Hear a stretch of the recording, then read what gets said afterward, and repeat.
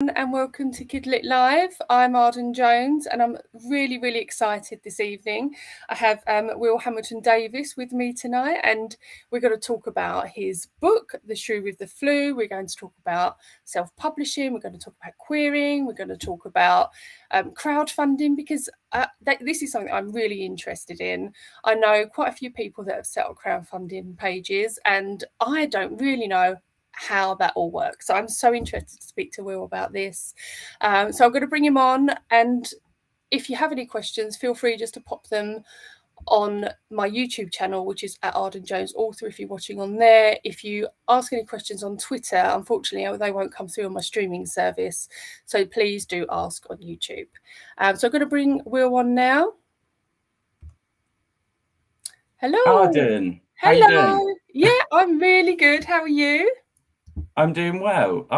Did I read that you had finished like a YA novel recently, Arden? I'm sure when I was reading your blog, I recently read something about some of the work you were doing. I've not finished my YA. I would say I'm halfway through that. I've finished my young fiction chapter book. You're flying along. I've been following all the posts. Oh, thank you. Yes, so I finished that. I'm really happy with that. That is now with my agent, so I'm keeping fingers crossed that she likes it and she comes back with, this is absolutely perfect and we don't need to do any edits, and then that can go out on submission. So, but that's not going to happen, obviously. But we'll cross our fingers for you. Yeah, thank you. That's great because I need everyone to cross their fingers and manifest, because I've been out on submission twice and so far it's not been the most successful with picture books. But as you know, picture books are very difficult. It's a very difficult. Yeah, and I feel like the more we get into the conversation, I feel like the moral of the story is going to be keep going anyway, isn't it? So we're gonna start with keep going and probably end in the same spot as we started, I would have thought. Yes, we're going to keep going now. We're going to keep going all the way through, and as we leave, we will still keep on going. It's absolutely what we all should be doing, unless we really don't want to. But I think we all want to succeed, so that's definitely a good moral and a good motto. Keep on going. So it's Sunday. This is my first Kidlit Live on a Sunday. I usually do Tuesdays or Thursdays because that's the 3 days that I have.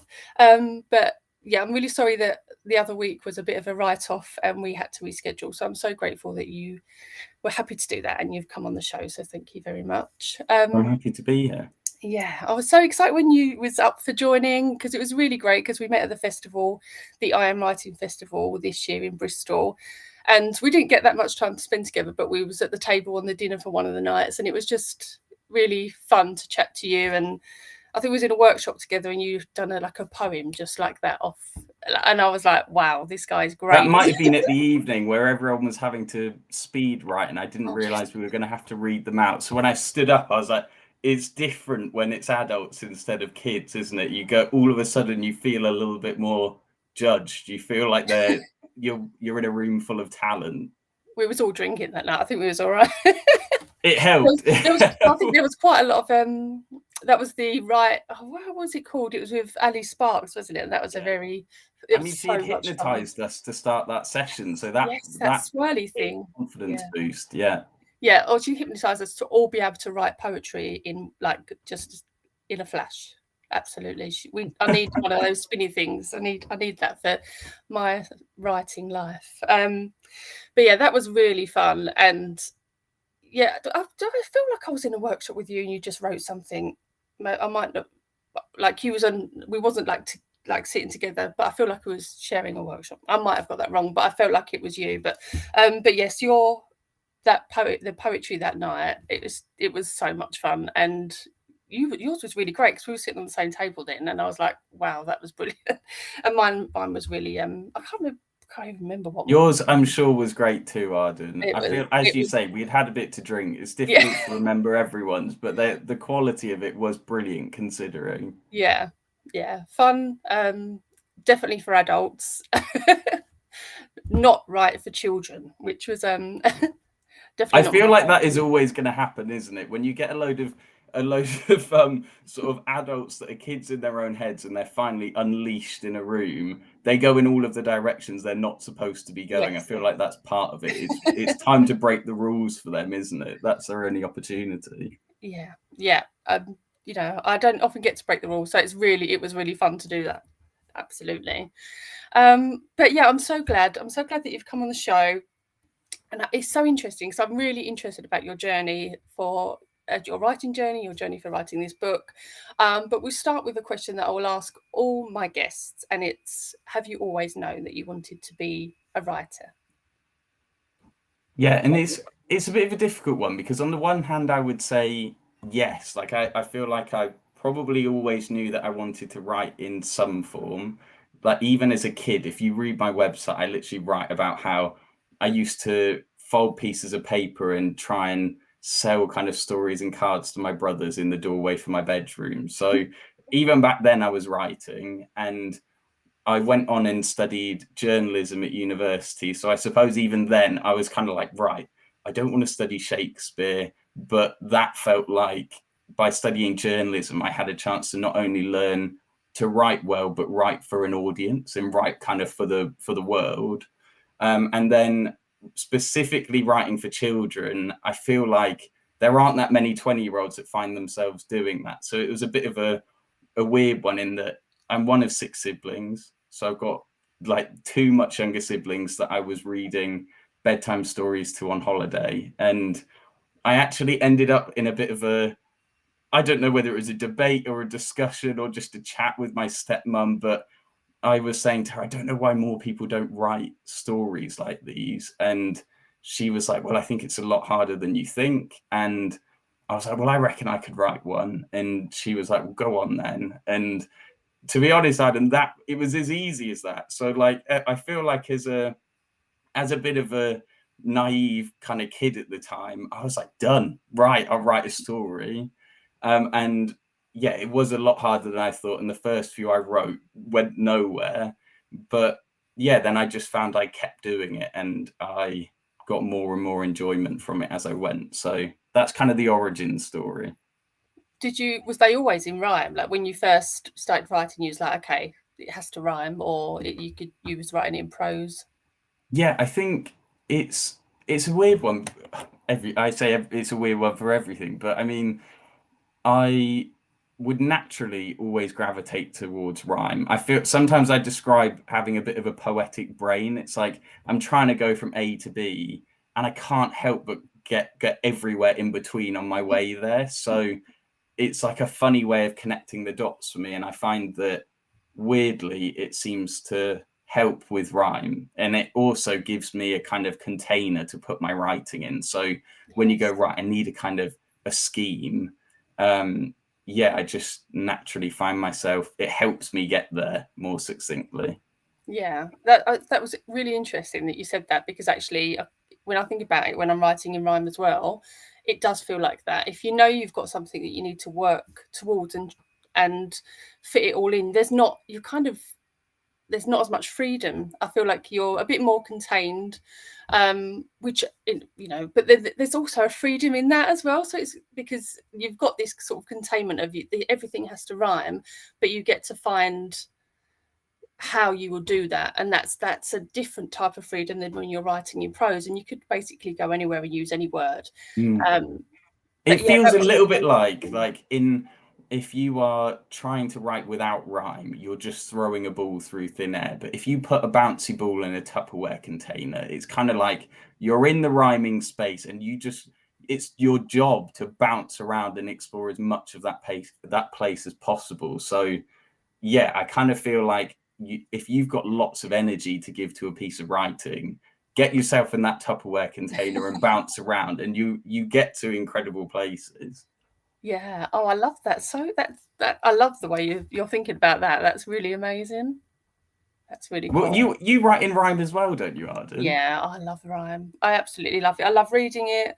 I love writing in it, but I also love prose because I do like that different type of freedom. I like so. For instance, that chapter book that I've just written, it's totally in prose, but there was like no planning. I totally pantsed my way through from start to finish, I don't usually do that. I'm usually not like a really in-depth plotter, but I have an idea of what I'm doing.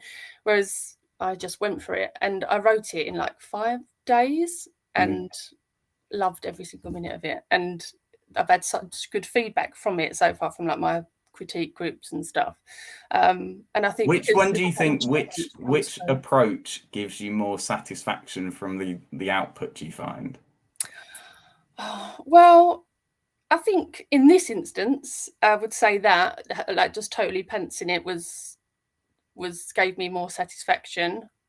But I do like knowing where I'm going, because I've like, especially when it comes to picture books, because I find you've got such a small space of like such a small space to write a whole story, that if you maybe don't plot, it could, or just have an idea of what you're doing, it might not all tie up in this very small space. It has to, every single word has to matter.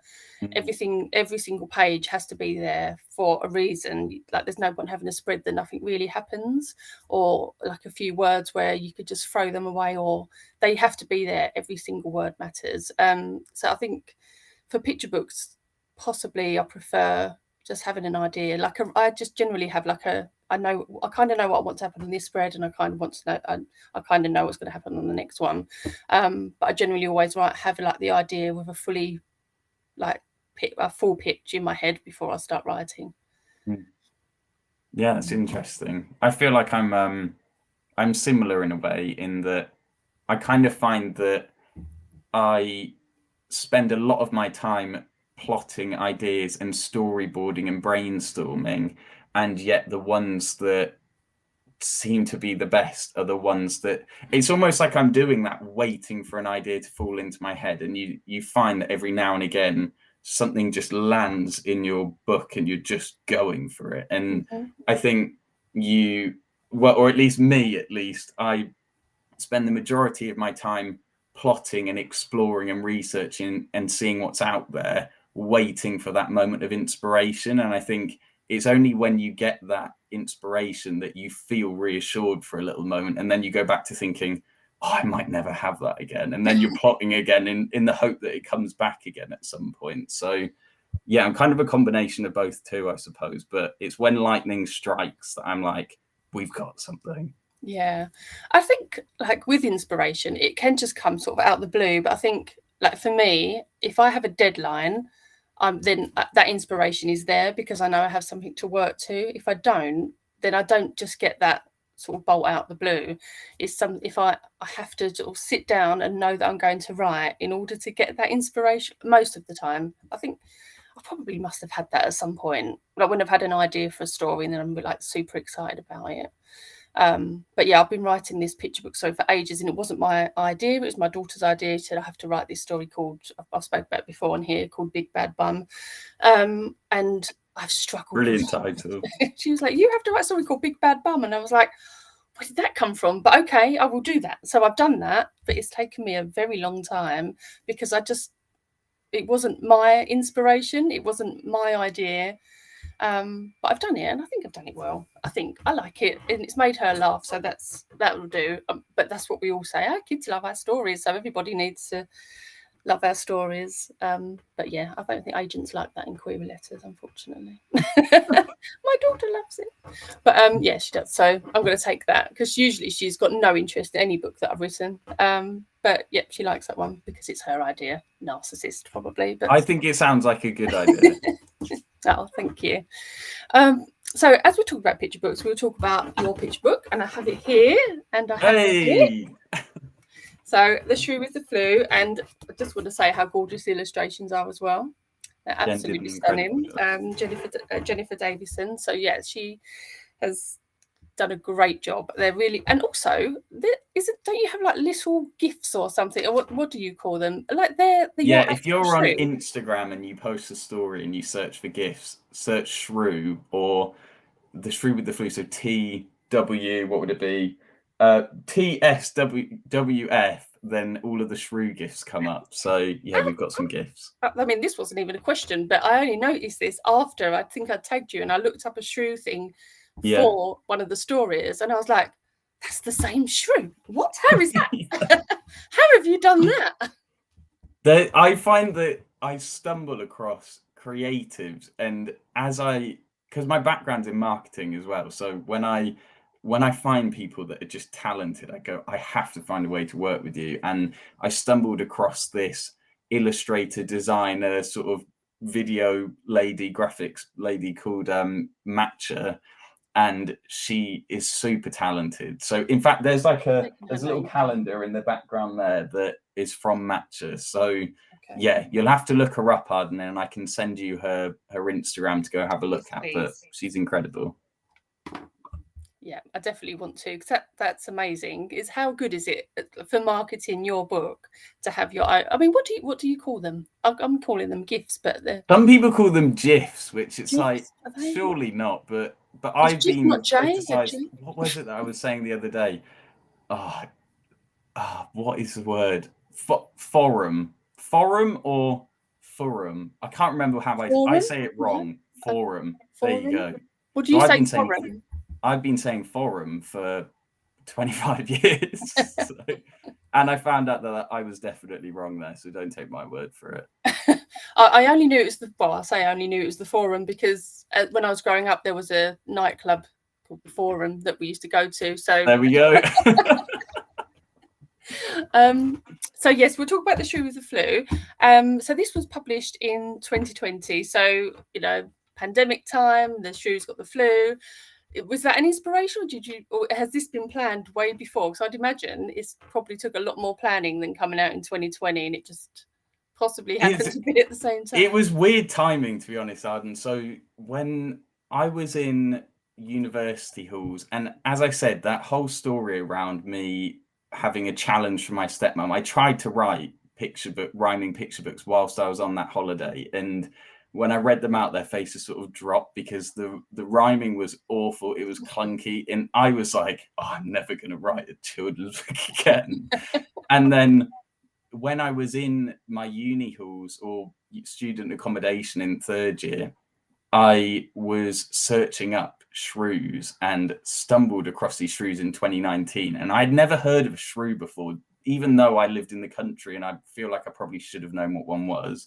And I found out that they have these like tiny eyes that they can barely use. They have this massive long nose that they wholly rely on to smell their food. And like, just as happens in the book when Shrew gobbles up the forest, they spend their whole life starving because their metabolisms are so fast. So the whole idea was, that's really sad. Yeah, I know. So what happens if a greedy shrew gobbles up a forest? And then I was like, well, he'd probably end up eating everything in sight, then feeling bad, and then having to restore the world around him. So that was in 2019. And yeah, I've totally gone off course with your question. So it's still the question because it's your inspiration for writing it. So yeah, how you come up with the idea and how so the plotting part of it, I feel like there was no planning for it. It was just I stumble across shrews in an evening, was like, what is going on? The story was just taking me, and I had no intention of bringing it anywhere until I was in a car journey with my flatmate's mum, and she said, and he sort of outed me for writing this children's story, which when you're like 21, it felt a bit embarrassing. I was like, I can't believe, yes, I did write one. And she was like, if you actually want some feedback on it, Sheila, Joe's grandma, is a retired primary school teacher, but don't send it unless, she's going to be very critical. She's ruthless. And so I had no intention of it going anywhere, sent it to her thinking she'd rip it apart. And she was like, well, you've got to do something with this. I would have loved to have had it when I was a teacher in a classroom. So yeah, it was a weird journey. And when people say things happen for a reason, it very much felt like that looking back. Yeah. That is amazing. I think like teachers are so good at giving feedback because they know what would work in a classroom. And when I first started, I sent a couple of my manuscripts to my stepmom, who is now a retired teacher, for her feedback as well. So that's really interesting that we've kind of had a similar beginning.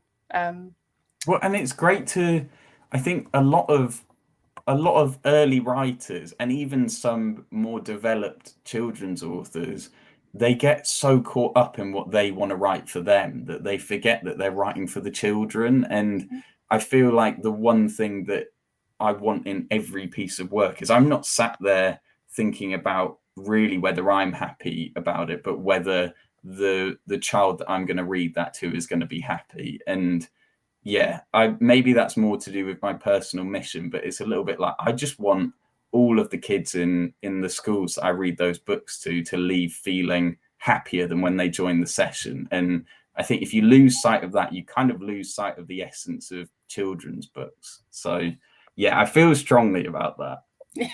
It shows, though, because I think that is so important when it comes to writing for children, that we're writing for children. It's for them. It's not for us. I mean, obviously, we get enjoyment out of writing it. We get to go back to being so imaginative and letting loose in a world where, you know, as an adult, we can't do, and thinking of all the things that would never happen in real life, but we can live in these worlds in these children's books, and it's just so amazing.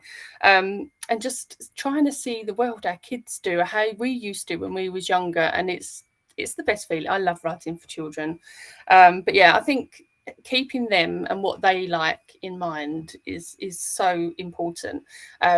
And it was funny, actually, because I'm sorry, I'm just going to talk about myself again for a minute. I'm sorry, but with Big Bad Bum, I actually put a thing out on Twitter recently, and it was, the question I asked totally wrong. I said, would you read this book to your children with like the pitch? And it was like 65% was like, no, because it's disgusting. Because it's total toilet humour. There's poo and farts and everything. But 45% were like, yes, really. My question should have been, would your children enjoy this book? And I think, you know, even if in your heart you know that you think poo and farts are disgusting, you know your kids are going to absolutely love it, because there is not one, like, there's probably very rarely a child that doesn't go through a poo. All I say is poo phase. It's like, it's the funniest. It's so funny to children. They love it because it's a little bit. Well, I was talking to the publicist for one of the big publishers, and she was saying kind of exactly that one of the easiest books she found to promote, weirdly, was all about We, because although the parents were like absolutely shocked that the kids were going and pulling it off the shelves, the kids loved it. And it is a little bit like that sort of, they're not meant to be going and getting that book, and so I think they get almost like that guilty pleasure of going up and being like, this is a book I want, and seeing the faces of the parents as they're totally outraged. But I think there's obviously a market for it. Yeah, I mean, I love reading them. I just think they're hilarious. Someone I was talking to recently, they'd said they'd worked on the like behind the scenes on that BBC Masterclass. So there's the Julia Donaldson one, and there was like they'd said that she had, I don't know if she'd said to them directly, but she'd mentioned that when there's like competitions, generally what gets through are the toilet humour books, because kids love them. And that's what we do it for. We do it for the, you know, not just toilet humour, but all books are there for the children to enjoy. And if they enjoy it, then they're going to carry on wanting to read, and that is so important. Absolutely. But so we've gone off on a tangent, but we'll go back to your book, and we'll look at some of these gorgeous illustrations. So I'd love to know, because obviously self-publishing your book and working a bit more closer to the illustrator is something that when you're traditionally published isn't sort of done. They're kind of kept a little bit separate. So I'd be quite interested in how you found it working quite closely to Jennifer Davison.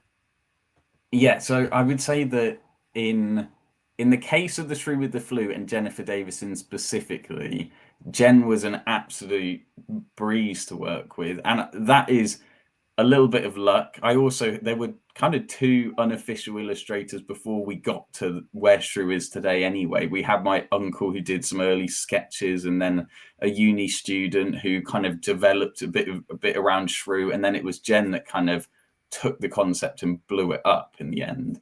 And she was so collaborative in her approach and a welcoming of my vision, because I very much see the story. I storyboard stuff, so like as I'm writing, I don't even know if you can see that, but like that's an example of how I plan all of the stuff as I'm thinking about it. So we were very collaborative, and it seemed welcomed by Jen.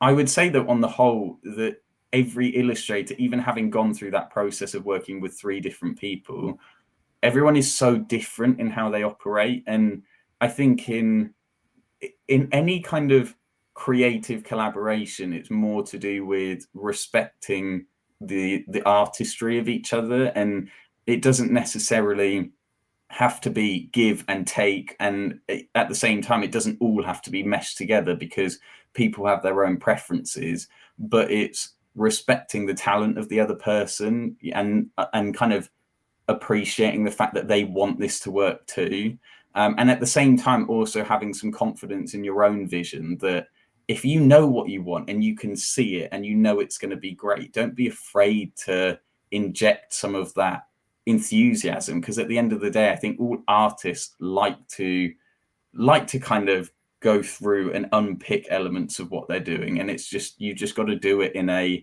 way that is respectful to the work. So yeah, Jen was fantastic. I love the Through the Flute illustrations. I keep looking down here because my copy is here. And in general, I think it is just about respecting artists, whether that's illustrators, writers, or anybody else. Yeah, and I think that it's so important. I absolutely agree, and especially in all round. But as we talk about picture books, I think it's really important because, well, I don't know if you've seen it a lot, but a lot of people or readers and people that are not so involved in behind the scenes of writing often would just credit the writer, and illustrators sometimes are not mentioned. And it's such a big thing. They are 50% of your book. You've written it and they've illustrated it, and it's a collaborative journey, whether you've gone self-publishing, whether you've gone traditionally publishing. But if you didn't have pictures on your book, apart from the book with no pictures, which obviously is a huge bestseller, if there wasn't a picture there, it's not going to get picked up, is it, for a picture book? It's what draws you to it. Generally, the first thing you see is that front cover, and if that draws you in, then that illustrator has done an amazingly well with their job, and has got someone wanting to read that book.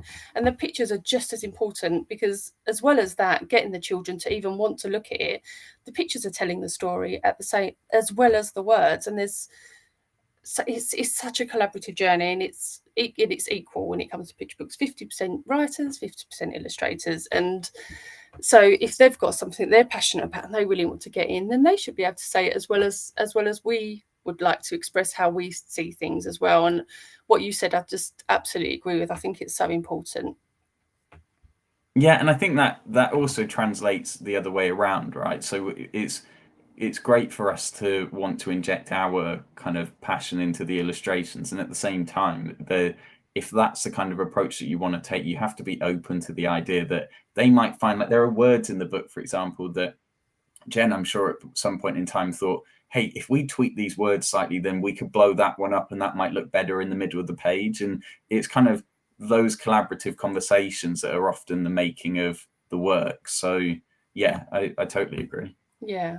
It's so good to hear that someone else is having that input into your book, and it's making you think, actually, yeah, that would work better. Because unless you're like an art director or a typesetter and you're doing this, generally an illustrator probably has more of an idea what would look good visually when it comes to the layout of a picture book. So I think taking their views on board and really listening to what they have to say is such an important thing, because I think there was a workshop that I did with Tracy Corduroy once, and her first ever book, I'm trying to think, oh God, I feel awful now if she ever watches this. It was the first ever book, and she had an idea of what the character was going to be. I feel like it was going to be, she wanted it to be a mouse.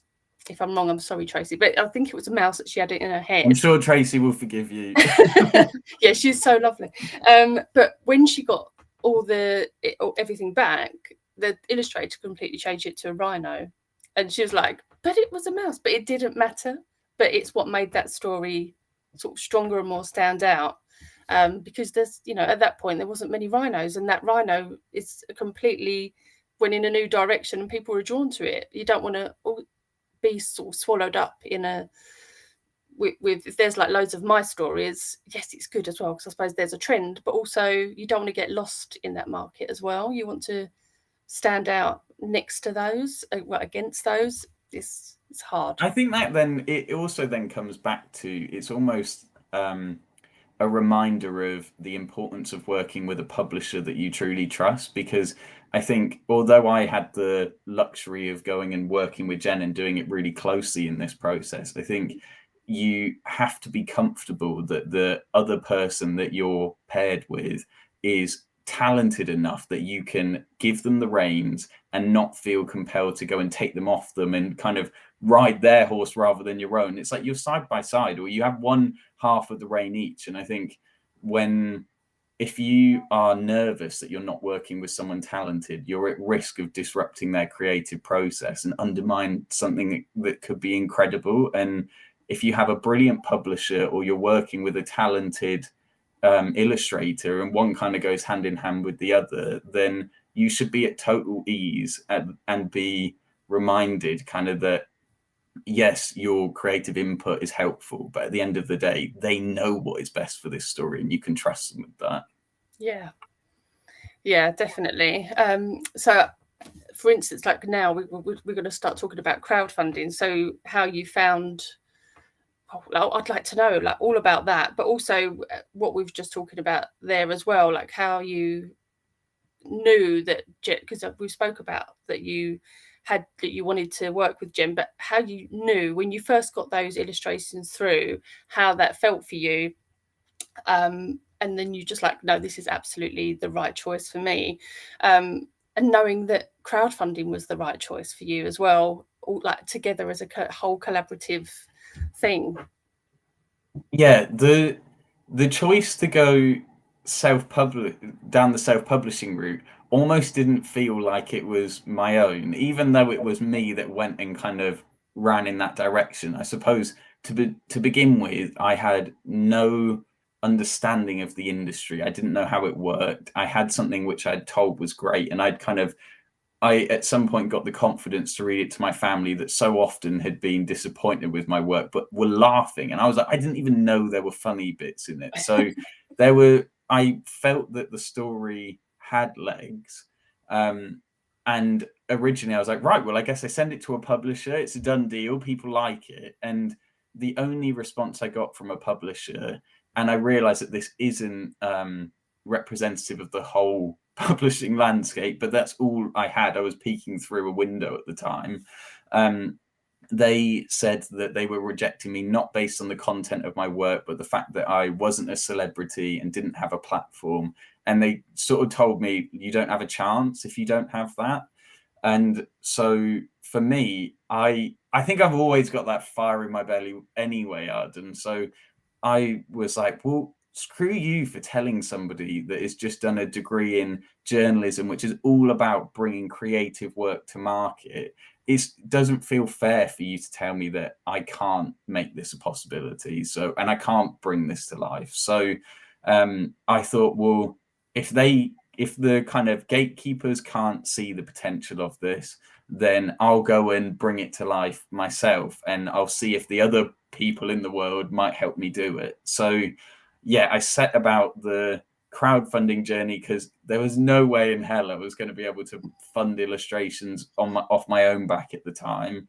And yeah, that was just a total adventure. I mean, the first one flopped, and a lot of people don't know that. So the first crowdfunding campaign got maybe £300, and I was like, why didn't it work? Maybe it's not very good. And then I asked all of the other the leaders of the other campaigns that were working, what had worked for them. And I asked them to rip apart what I had done. I basically said, look, this hasn't worked. Can you just have a quick look and tell me why it's rubbish? And so they did. And then it turned out that a lot of people they find backers before they even launch. They have 40-day plans and campaigns around the launch of their crowdfunding campaigns. And so I went again, and then we did it. And that in itself was just such a cool feeling, because it was like, oh my God, people do care. I just wasn't presenting it to them properly. And yeah, then we ended up where we are. So it was a journey, and not an easy one, but it was awesome. Because I don't really know that much about crowdfunding. I've supported some people that I do know that are crowdfunding, but that's as far as I know. Like, I wouldn't have a clue how to start. And you just saying that the 40-day plan, and I'm like, wow, there is so much work. It's like a business plan that you need to put together for your book, but out there for everybody to see and to make them believe in your book as much as you do. And I think that's incredible to be able to do that, put yourself out there anyway, like as a writer, with a product that you really believe in, for everyone else to decide whether or not they think it's good enough for them to put like their hand in their pocket.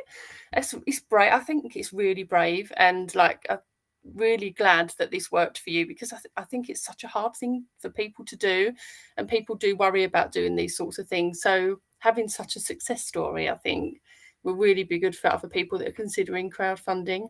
I think it's also for books specifically, it's a very good way of saying, well, I can't be 100% sure whether this is good enough until you have some kind of response. And if the publisher's response doesn't feel representative of the market, the only alternative you have is to test the market directly. And if people really care about your idea, they'll put their money in their pocket and they'll pre-purchase a copy, and that it doesn't. There were people that contributed £1 to the crowdfunding campaign, and it was all those £1 that made the difference. And yeah, I think it is a little bit like die on your sword if you don't make it happen. But what better way to see if people like something than say, right, here it is, it's as close as done as we can get it, kind of take it or leave it. And if they did leave it at that point in time, then I would have walked away and gone, okay, I'm not going to do any more writing, but that would have been fine.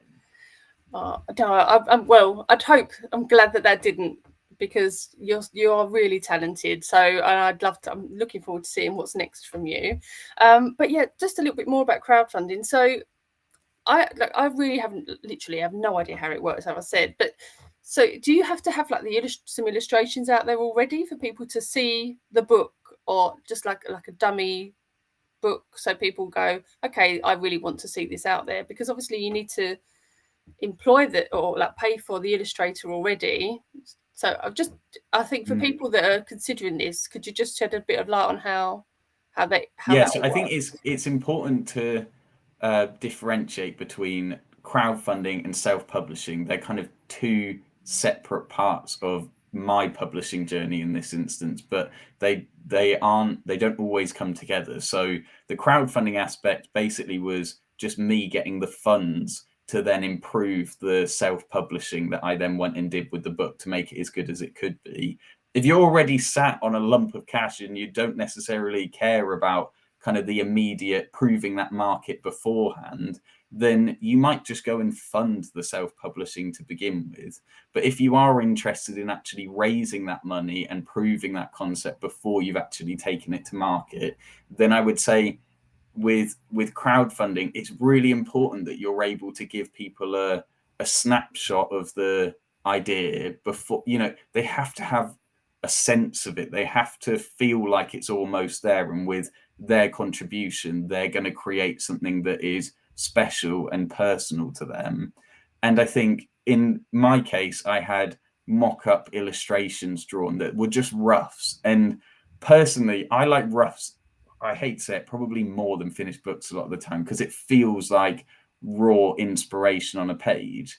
And what's great about that is you put that in front of somebody and you say, can you see the potential? And because it is so close to the creativity, you find that at that point in time, people go, okay, I can see it. And you've got your one-liner about what it is and what it's trying to do for the world. And it's like, do you relate to that? Okay, I relate to that. Okay, it means something to me. What am I going to get in return for contributing? Okay, I get that now. And I think if you can tick some of those boxes early on, and as well as that, probably shamelessly promote it everywhere so that you can get as many eyeballs on the campaign as possible, then you've got a pretty good chance of at least testing the water in the best way possible. Yeah, and I think doing that as well will give you the experience when you obviously you have done marketing as well, so you know what you're doing. But when you're, even if you get traditionally published, there's still so much marketing that you have to do for yourself, and constant, like, using social media in order to get that excitement up about your book is so important for people that are about to publish their books. Do you have any advice or any other do's and don'ts when it comes to self-publishing or crowdfunding? Yeah, so I would say in both instances, the do's are understand your why, like know why you want to go down this route as opposed to the other routes that are available.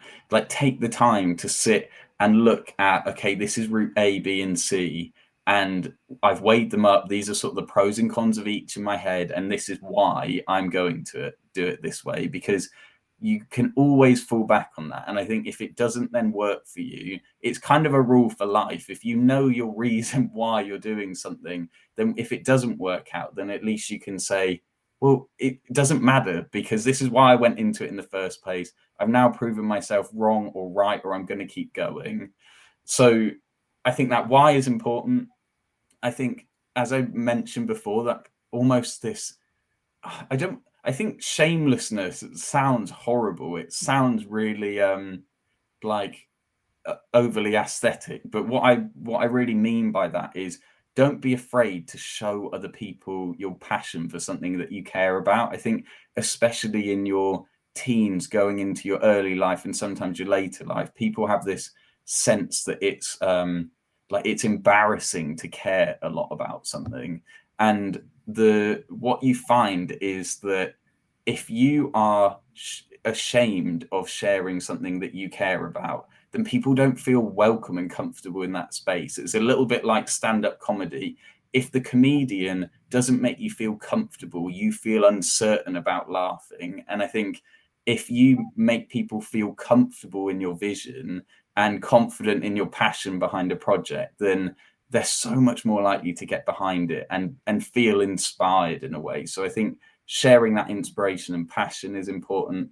And then the don'ts would be, like, don't rush, because I always want to have got there yesterday, but there's yeah, I'm sure you can relate on from what we discussed before.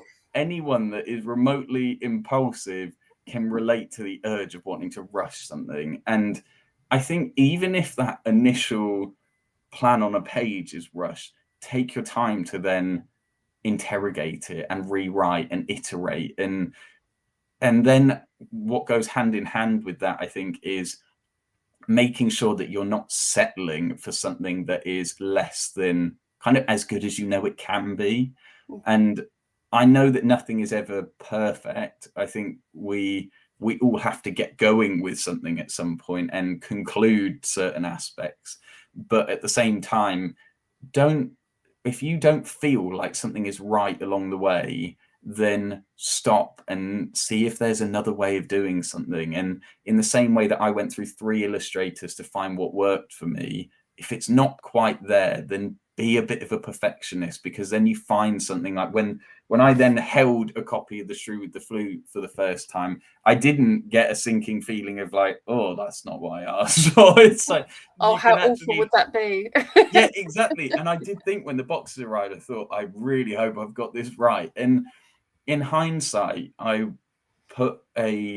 contributed a lot in the process. And although it felt a bit awkward, and especially as a young person that wasn't sure whether I was allowed to do that, at the end, when I looked at it, I thought, this is exactly what I was asking for. And this is a even better than I could have envisioned it, because not only has it got the pieces of me in it, but it's got the pieces of all the other talented people too. So yeah, don't be afraid to be a perfectionist. And then the final bit of advice is, like, don't give up, because we talked about it at the very beginning.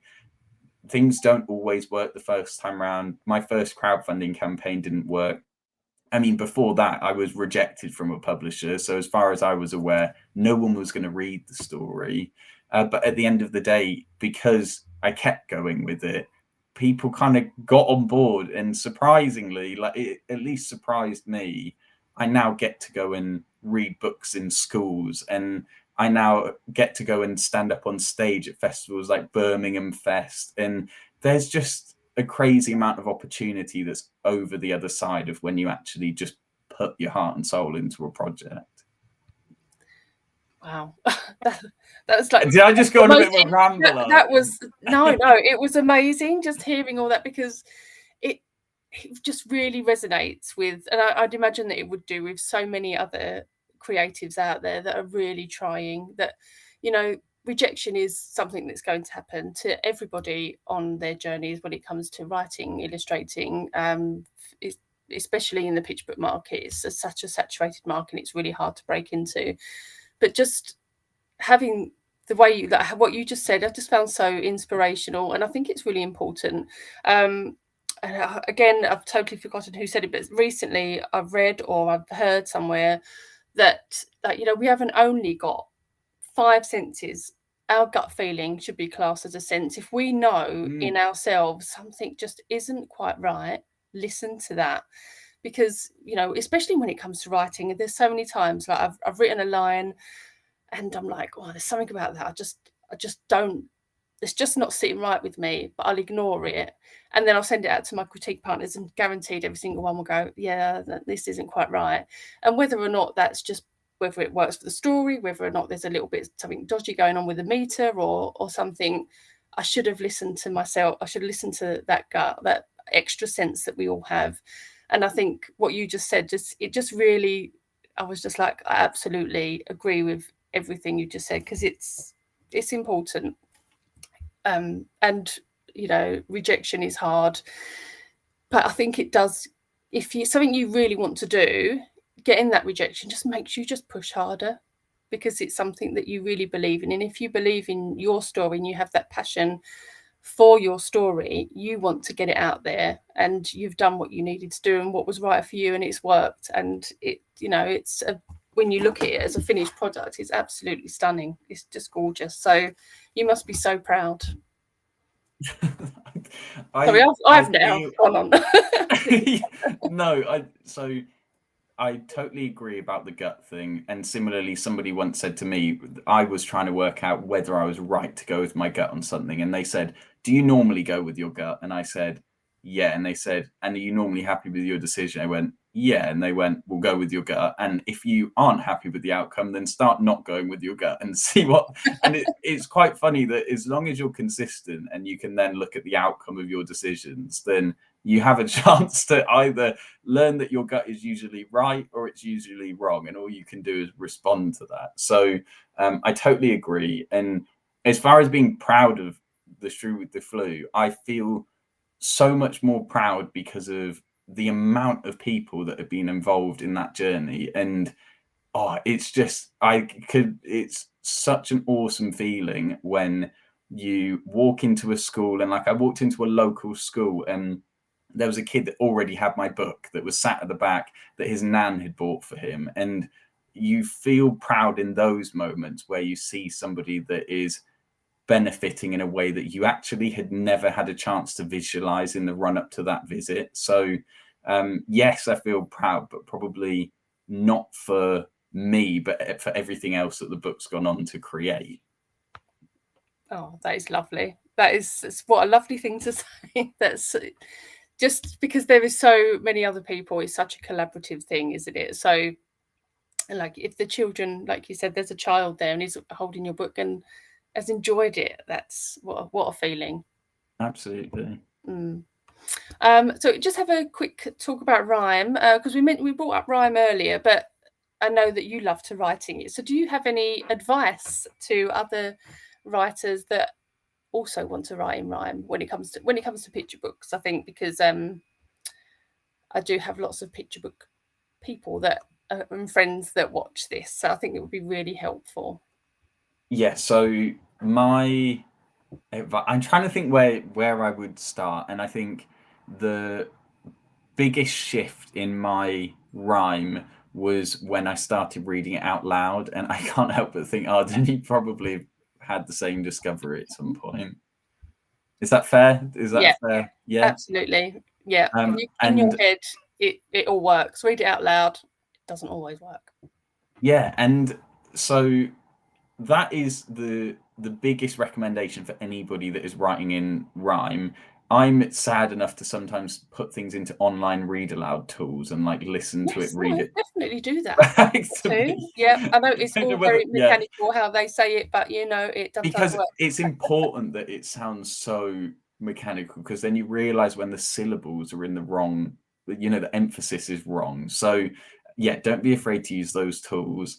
And I also, like, the first time I wrote The Shrew with the Flu, or the first time before a week before it was printed, I met up with a talented singer, songwriter, playwright called Brooke Tate, who anybody around Bristol will know if they're into that kind of scene. And he sat down with me and I said, any chance you would have a look at this? Because I felt like he would be a good opinion on the story. And we were sat in a restaurant and he sang it out loud. So wow. I was like, what is going on? And he sang it in rhythm. And it was so funny that as he sang it, I could see him stumble in places, and he went, yeah, that, and that. And I left with a week to go before it was printed with a load of like, oh my gosh, this whole thing needs rewriting. And so I went home and tweaked it all, and he was completely right. And so I think read it out loud to yourself, get other people to read it out. The best person I have now is an old lady called Pat, who has really bad dyslexia, who I don't know why, like she's almost like one of my good friends, that she often rings me up and asks me how I'm getting on and how I'm doing with my writing. And I send her manuscripts and just ask her to read it out loud, not pre-read it and then read it out loud, but read it in the moment for the first time with me on the phone. Because if somebody that's got dyslexia, that's never seen the work before, can't read it in the way that you're asking it to be written, if it's for a child, then it's probably overly complex. And you often find that when you then strip it back or take out the elements that are causing people to bump or struggle with their words, then you make a lot of progress a lot quicker. Yes, absolutely. I mean, how many times have you read a picture book and you're reading it and you just get a little bit like tongue tied, and you think that doesn't feel quite right, and you go back over and you're like, no, it's not right, and you think, how has that got through? But you know, these things happen. But yeah, definitely. So you have a daughter, right, Arden? And does she read your work? Because I often find that my younger siblings, they are very good at telling me when I've got something wrong, as well as telling me when it's okay. So I have two daughters. One, so the youngest is nearly 5, and she can actually read.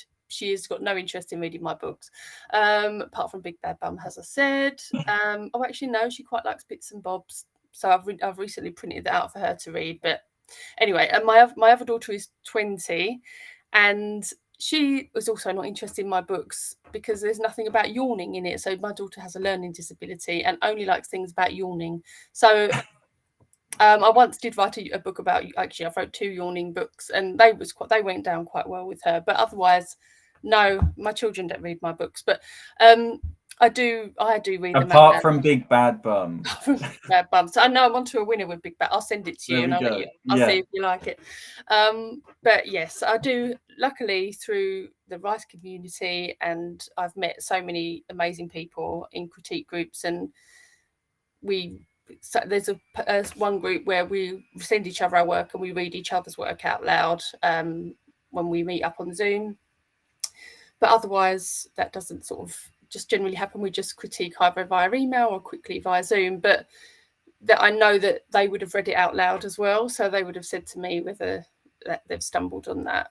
But yeah, I've got quite a few sort of close friends that are very talented when it comes to rhyme, so it's this really, really helpful. But it comes quite naturally to me. I've always written poetry from quite a young age. Grew up in a musical household. My husband's a musician, so there's it's just kind of in your bones. Yeah, I find it, I love it so much, and I don't find it that difficult. that sounds really bad and big-headed, but I really, really love it and can write in rhyme all day. So yeah, but definitely reading out loud is really, really important and such good advice. So, I mean, we spoke a bit earlier about whether you're like how you plot your books, and usually you're a plotter. So are you? What's going on with you, Mo? Are you writing anything else? What's next? Are you plotting that? Are you pantsering that? And how's that going? So yeah, I'm on a bit of a weird journey at the moment, and have had some awesome conversations with like literary agents and publishers about a chapter book that I've written. Actually, it will be a series all about kids that are recruited to lead teams of the world's most dangerous animals. So Love that's that. a chapter What book. age group? So it'll be middle grade, sort of okay. early middle grade. Mm-hmm. So I'm thinking 7 to 9 is probably the best age group. And then I've also got a handful of picture books that I've written that are all ready to go. So yeah, a bit of a kind of follow on to The Shrew with the Flu, as well as a handful of other different books. So there's a bunch going on there. And then also, I think just school visits. Like, I never expected to get the amount of the amount of joy I often I say do. words wrong, and I'm like, well, I'm a writer. What? Why can't I say these words wrong? I think it's the opposite. I'm a writer, so I get to make words up. Yes, I'm going with that. If this was a beer, I would cheers that, but it's just a glass of water. So yeah, and then outside of that, just keep reading in schools. There is something so awesome about when you walk into a classroom of primary age kids, and it's all just total honesty, and everyone is saying exactly what they think at any point in time. If you're losing the room, you know it immediately. And if you have the room and everybody is doing something in sync, in flow to do with the story, then it feels almost like a kind of a harmony or an orchestra coming together. So yeah, I can't say how much I enjoy like those school visits enough. So more school visits, more writing, and then continuing the conversations with publishers and literary agents. Wow, that is so much going on for you, and I wish you all the luck with that. Chapter books, I know, especially what you said, it sounds like so much fun, and writing funny stories that children are going to enjoy are just what everybody wants at the moment. So I have a good feeling. So I wish you all the luck with that. It's amazing. Thanks so much, Arden. Oh, it's been so. We're coming up to nearly an hour. It's gone so quick. It's flown by. Yeah, really quick. But it's been so great having you on the show, and I'm so glad that you've came on and you've spoke about your journey. I know that the people that will watch this that are interested in following the same sort of journey you did will find this really, really helpful. So I'm really grateful. So thank you so much, Will. It's been so good. Thanks for having me. And we've got to leave them where we started, Arden. So 2 words: keep going is what we'll leave it on. Absolutely, keep going. Follow your gut and enjoy and write what kids will love. Yes, definitely that. But keep on going. It's the most important thing. So yes, so it's been so good, and thank you for coming on. Hopefully, with some more news, and you can come back on the show. Cool. Thanks so much, Arden. Thanks, Will. See you later. See you later. Bye. Oh, it was so great to talk to Will. I can't believe how quick the time's gone. It's absolutely flown by. So I really hope that everybody found that really helpful, really inspirational. I know that I did. So if you want to join us next week, I am joined by the lovely Sarah Massini. She is an illustrator and a writer, and her book, The Girl and the Dinosaur, is how I started on my writing for children's journey. So I'm absolutely excited to be talking to Sarah. So join me next week on Thursday at 8 p.m. I'll see you later. Thank you. Bye.